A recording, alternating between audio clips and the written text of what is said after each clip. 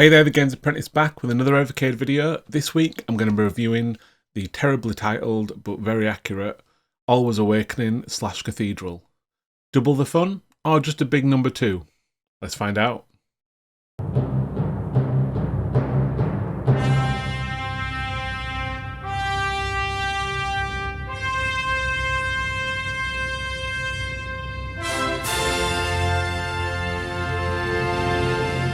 Now obviously there's only 2 games on this one, so you can expect a fairly extensive review. They're both Metroidvania games, which has become one of my favourite genres over recent years. However, they're also both indie games, which I'm not too keen on seeing on the Evercade, so I'm going to go pretty hard on them. In no particular order, here they are. Alwa Awakening. It's instantly noticeable how at home this game feels on the Evercade, both handheld and the verses. It's apparently been recreated on 8-bit hardware to give it a more authentic feel, and for better or worse it does. In this game, you control the character of Zoe, who was playing her favourite game and then falls asleep and wakes up inside it in the land of Alwa. That's what the manual tells me anyway. I'm pretty bad at paying attention to opening cutscenes and story, as I just want to get into the game. So I'm not saying it didn't happen, but there's definitely no indication during the game that you're anything other than just a normal character in the game.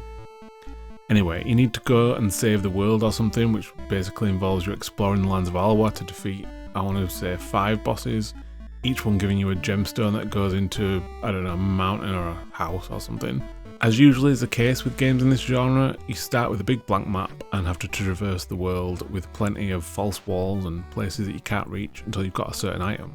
For the most part, enemies are fairly straightforward to deal with and don't offer much variation, and bosses are a doddle. Instead, this game chooses to focus its challenge more like a puzzle.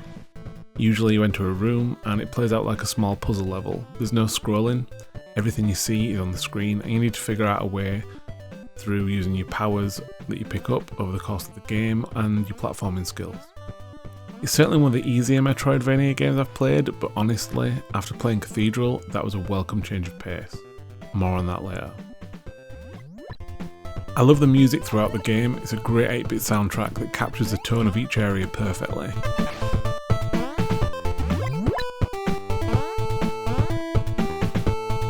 Graphically, the game looks pretty good. The big sprites always help with 8-bit games, which the room sizes allow for.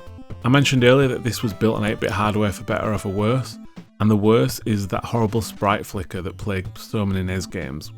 I get what they were going for, but I really don't want to see this in a modern indie game. One technical issue I had with the game was that the game itself didn't save. Luckily, it's so easy that it didn't take me long to catch up to where I got to before once I realised this, and you can get around it using the menu and using the save state function. Overall, Alwa Awakening is a decent game, and if it was on any one of the Evercade carts I've reviewed before, it'd probably be the best one on them.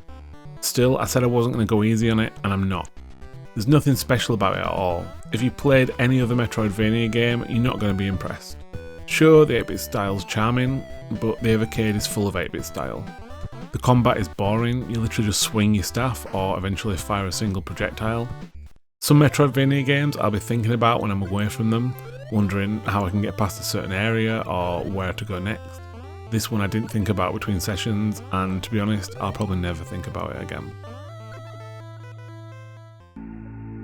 Cathedral. This game was the game I was most excited about in the collection. 2 of my favourite platform games in recent years are Shovel Knight and Hollow Knight, and to my delight this game borrows from them both a lot.